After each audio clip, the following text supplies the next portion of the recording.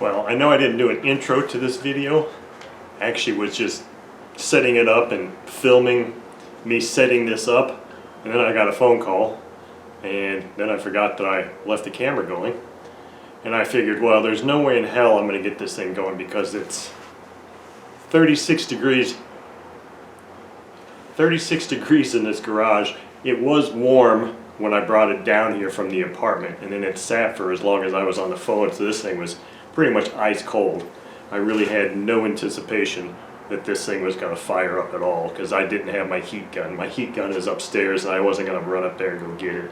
I was just like, if it doesn't fire up, then the hell with it, I'll just try it another day.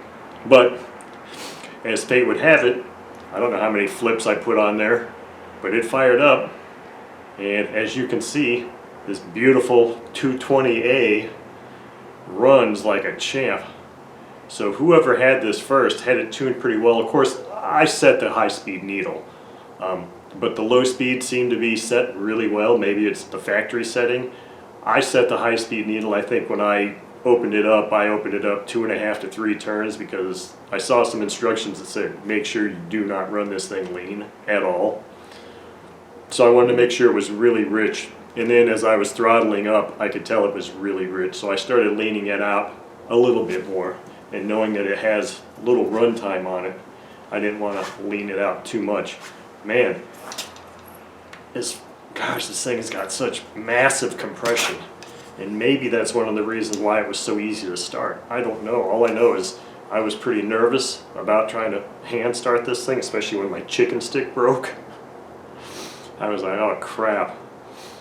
But it's a pussycat. It didn't seem to have an overly excessive amount of vibration when I was at full throttle. And at idle, it didn't seem to be rocking and rolling this bench much. So this is an impressive engine. Obviously, I mean, you saw how it just ran. It's quite an impressive engine, and probably just ranks up there with one of my favorite Saito engines to run now. My question now I have is, do I leave it on the stand, or do I take it back upstairs and let the baby get warm and sleep inside tonight? Anyway, hope you enjoyed watching this. I know I enjoyed running it. And so, let me just say this, since I didn't have an intro. This is a Master Airscrew 20 by 8 prop. The plug that's installed in here is a Saito plug. I took it out and saw it was a Saito plug. The fuel I just ran is my own blend of 80-20 FAI fuel that I actually mixed back in November of 2019.